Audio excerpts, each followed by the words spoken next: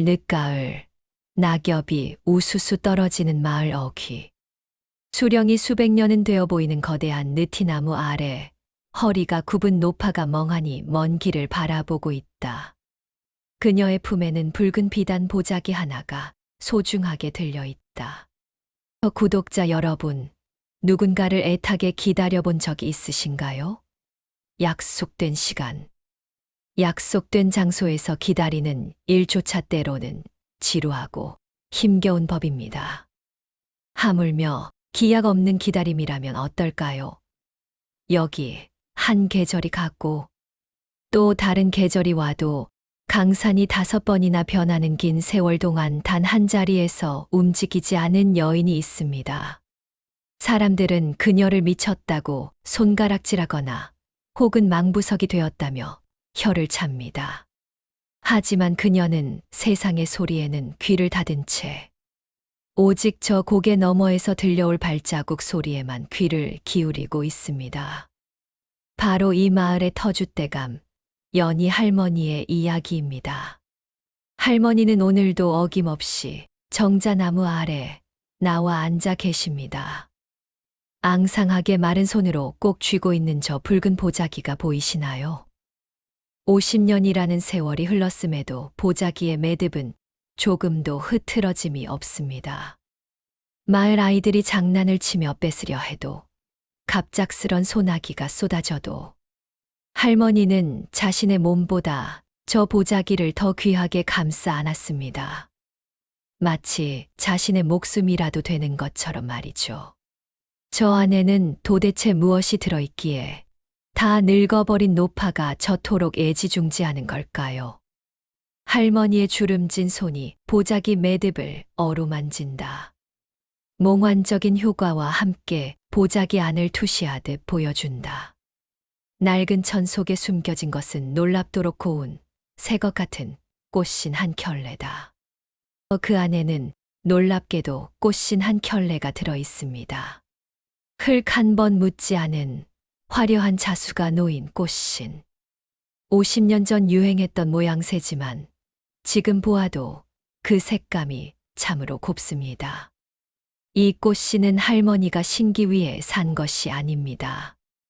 그렇다고 장에 내다 팔 물건도 아니지요. 이것은 50년 전 꽃다운 19살 처녀였던 연희가 받은 세상에서 가장 슬픈 선물입니다. 주름진 할머니의 눈가가 촉촉해집니다. 흐릿한 눈동자는 텅 빈 신장로를 응시하고 있지만 그녀의 마음은 50년 전 그 아름답고도 잔인했던 봄날을 헤매고 있을 테지요. 이제부터 들려드릴 이야기는 이 꽃신 한 켤레에 담긴 한 여인의 기구하고도 숭고한 사랑 이야기입니다. 벚꽃이 흩날리는 50년 전의 마을. 댕기머리를 한 19세의 연희와 갓을 쓴 20대의 김선비가 수줍게 웃으며 걷고 있다. 밝고 경쾌하면서도 아련한 현악 사중주. 시간을 거슬러 50년 전으로 가보겠습니다. 당시 이 마을에서 연희 처녀를 모르면 간첩이라 불릴 정도로 그녀는 곱고 심성이 착했습니다. 봄날 피어나는 진달래꽃보다 붉은 입술, 명주실처럼 고운 머릿결을 가진 연희는 마을 총각들의 선망의 대상이었지요. 하지만 연희의 마음 속에는 이미 주인이 있었습니다. 마을 어기 쓰러져가는 초가집에서 홀어머니를 모시고 사는 가난한 선비, 김도령이었습니다. 비록 가진 것은 낡은 책 몇 권과 붓 한 자루뿐이었지만 김도령의 기품과 학식은 누구보다 빛났습니다. 두 사람은 남들 눈을 피해 개울가에서 물장구를 치고 달 밝은 밤이면 돌담길을 걸으며 서로의 마음을 확인했습니다.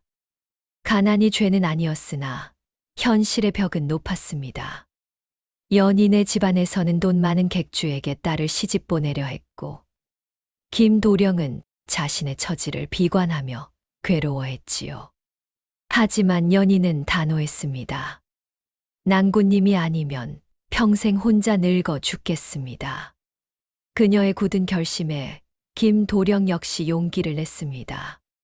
다가오는 과거 시험 한양에서 열리는 대과에 급제하여 당당하게 연희를 데리러 오겠노라고 말입니다.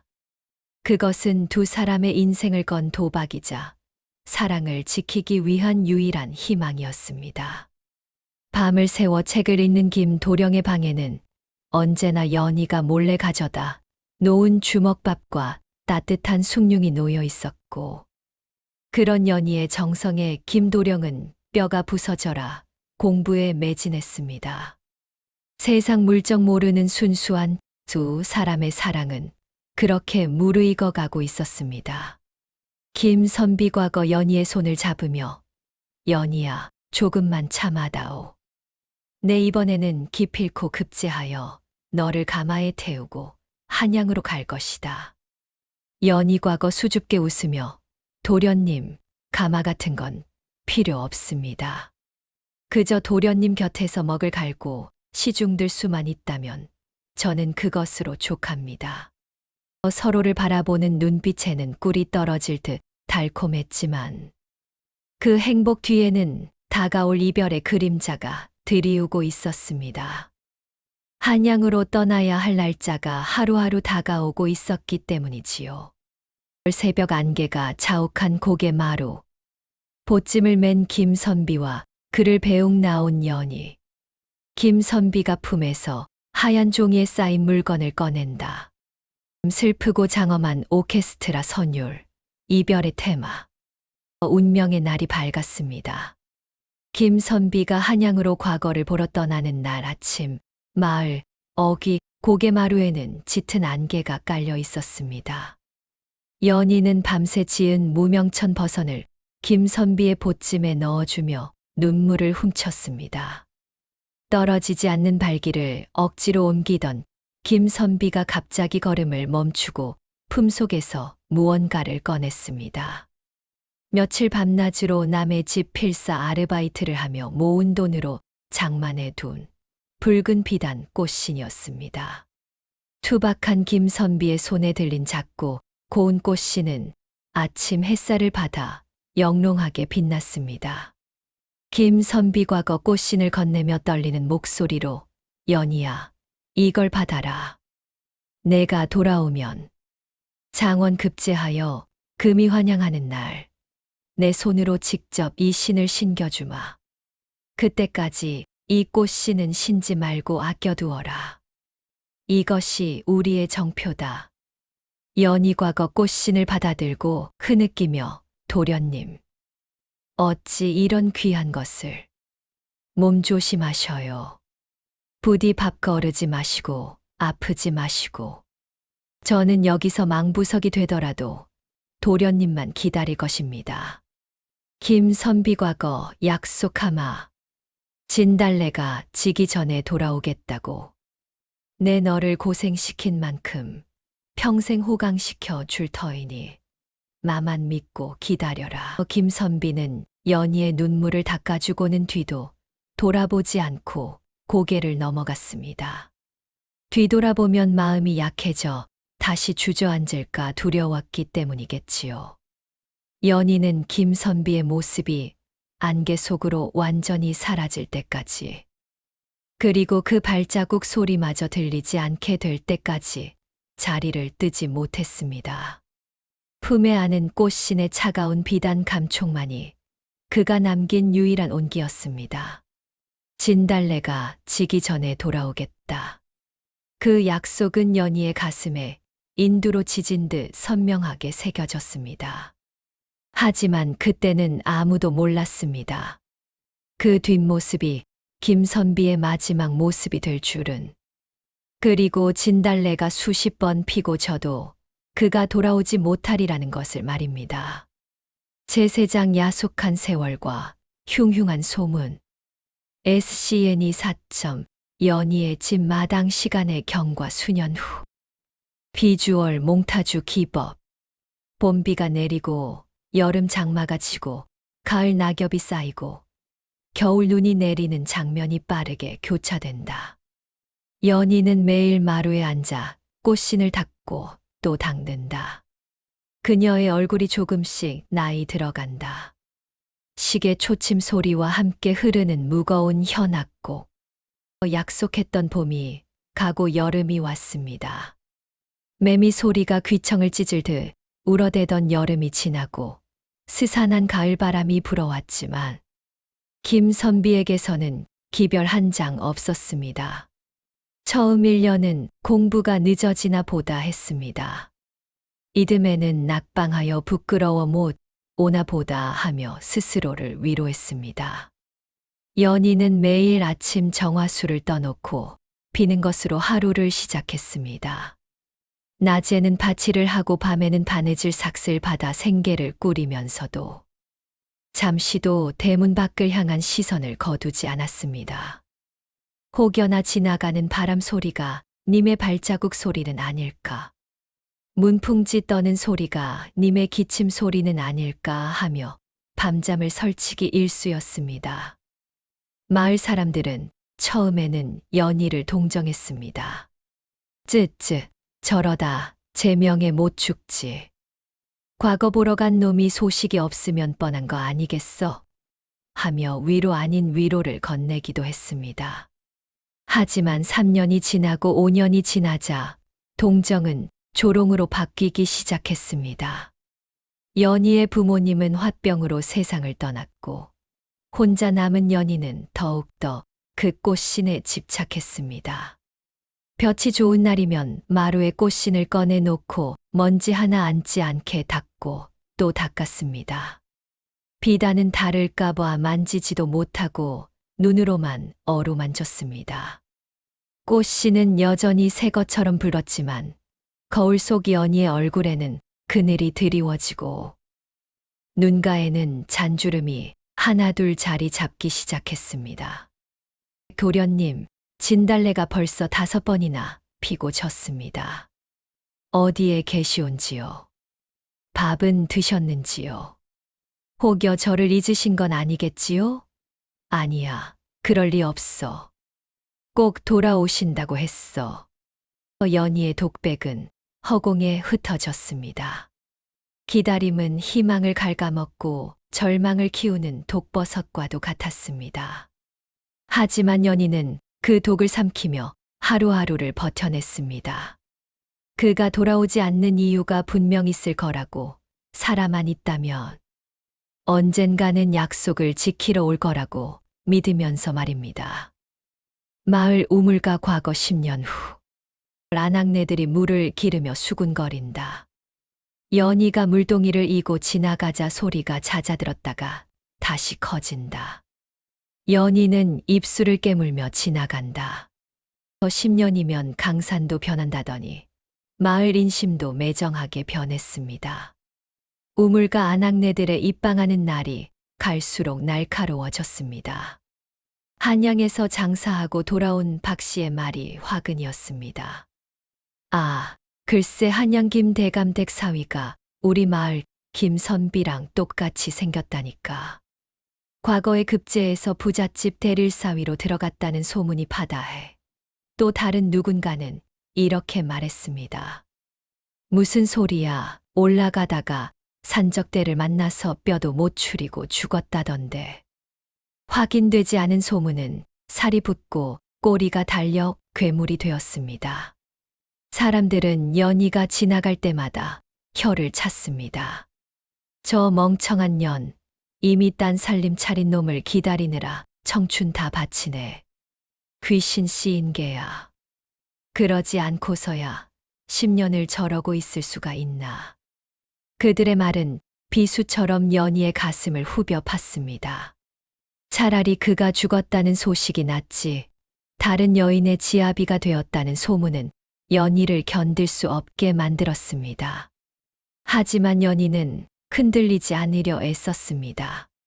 자신이 믿음을 놓아버리는 순간 김선비와의 인연 끈이 영영 끊어질 것만 같았기 때문입니다. 연희 저거 이제 그만 포기하고 옆마을 호라비한테나 시집가지. 쯔쯔, 내버려둬. 지 팔자 지가 꼬는 거지. 꽃신 끌어안고 산다고 쌀이 나와 밥이 나와? 연희는 귀를 막았습니다. 그리고 서랍 깊숙이 넣어두었던 꽃신을 꺼내 품에 안았습니다. 차가운 세상의 시선 속에서 오직 이 꽃신만이 그녀를 위로해주는 유일한 친구이자 연인이었습니다. 아니야, 도련님은 그런 분이 아니야. 절대 변할 분이 아니야. 연희는 주문을 외우듯 되뇌며 억울함과 서러움을 눈물로 삼켰습니다. 그렇게 그녀는 세상과 단절된 채 자신만의 성에 갇혀 고립되어 갔습니다. 예니 6점 연희의 방 현재 비 오는 밤. 70대 노파가 된 연희가 혼이불을 덮고 누워있다. 방 안은 어둡고 초라하다. 천장에서 빗물이 한 방울씩 떨어져 양동이에 팅, 팅 소리를 낸다. 촛불이 바람에 위태롭게 흔들린다. 빗소리와 천둥소리, 구슬픈 해금 연주. 다시 현재로 돌아옵니다. 50년의 세월은 연희를 백발이 성성한 노파로 만들었습니다. 며칠 전부터 곡기를 끄는 할머니는 이제 자리에서 일어날 힘조차 없습니다. 밖에는 굵은 장대비가 쏟아지고 천둥 번개가 요란하게 칩니다. 마치 할머니의 마지막 가는 길을 배웅이라도 하려는 듯 말이죠. 방 안에는 빗물 받는 양동이 소리만 규칙적으로 울려 퍼집니다. 할머니의 숨소리가 가냘프게 떨립니다. 희미해져 가는 의식 속에서도 그녀의 손은 머리맡에 둔 꽃신 보자기를 찾습니다. 도련님, 날이 굳습니다. 오시는 길, 미끄럽지는 않으신지요? 헛것이 보이는 걸까요? 할머니는 허공을 향해 손을 뻗으며 중얼거립니다. 평생을 기다려온 그 사람. 이제 눈을 감으면 영영 볼 수 없을지도 모른다는 두려움보다 약속을 지키지 못한 채 떠나는 자신을 탓하는 마음이 더 큽니다. 그때였습니다. 세차게 불던 바람이 잦아들고 흔들리던 촛불이 기이하게 타오르기 시작했습니다. 굳게 닫혀있던 방문이 스르르 열리며 차가운 밤 공기와 함께 낯익은 너무나도 그리운 향기가 방 안으로 밀려 들어왔습니다.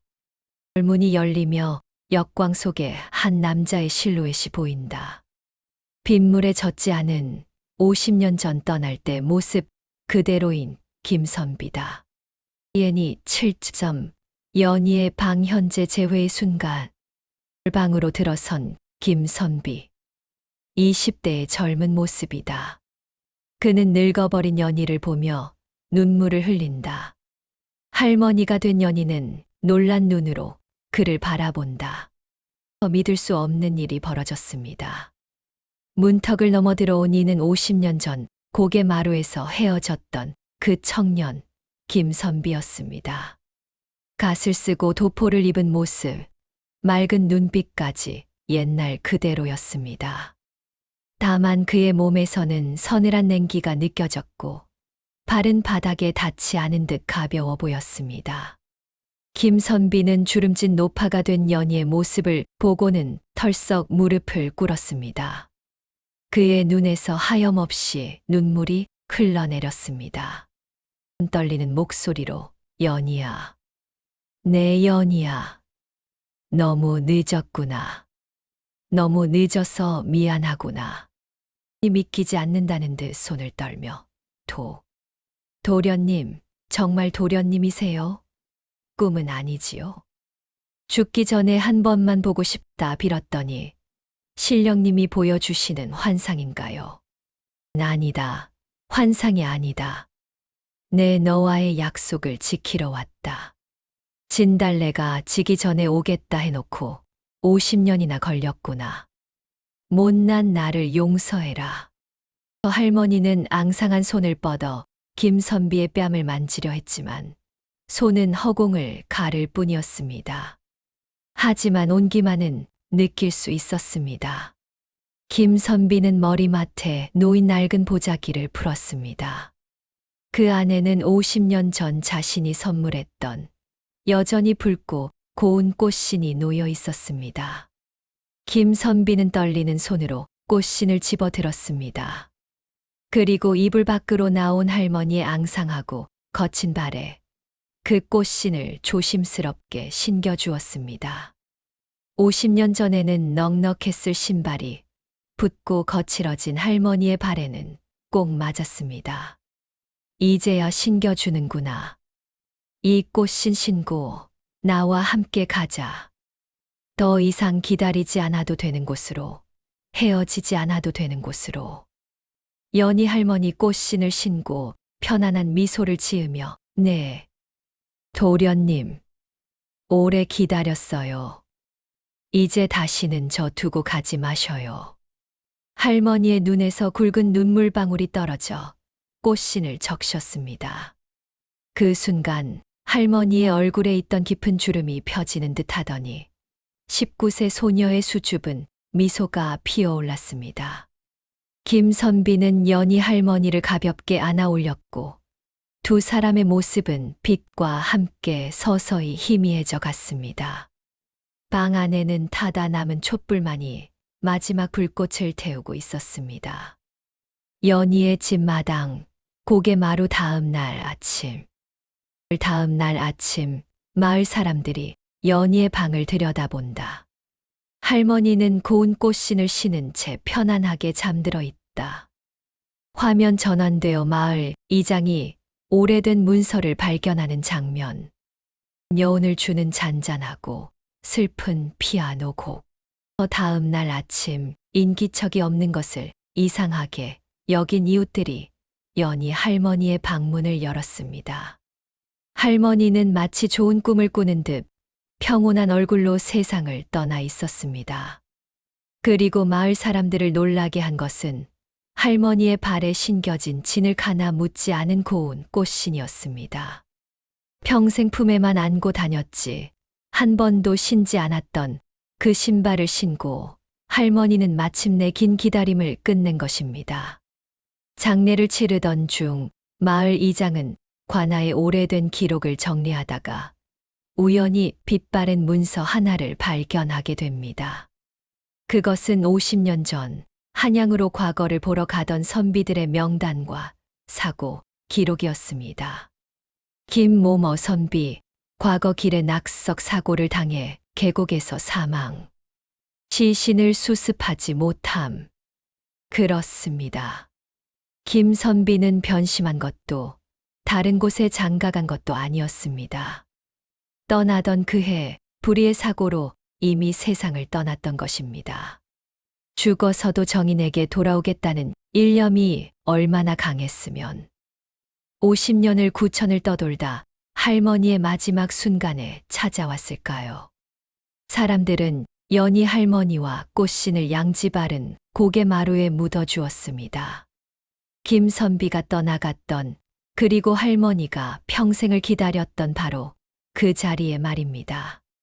지금도 그곳에는 봄이면 진달래가 흐드러지게 피어난다고 합니다. 바람이 부는 날이면 정자나무 아래서 도련님 하고 부르는 연희의 목소리와 이제야 왔다 고 답하는 김선비의 다정한 목소리가 들린다고 전해집니다. 구독자 여러분, 기다림이란 희망 고문일까요? 아니면 사랑의 또 다른 증명일까요? 50년이라는 세월을 뛰어넘은 두 사람의 사랑 앞에서 오늘날 우리의 사랑은 얼마나 가벼운지 되돌아보게 됩니다. 오늘 밤 사랑하는 사람의 손을 꼭 잡아주세요. 그리고 말해주세요. 곁에 있어 줘서 고맙다고 말입니다. 지금까지 야담 세상이었습니다. 고개마루의 핀 진달래꽃 위로 나비 두 마리가 나란히 날아가는 모습에서 페이드 아웃.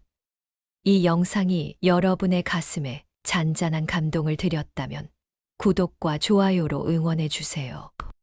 다음 영상을 만드는데 큰 힘이 된답니다. 감사합니다.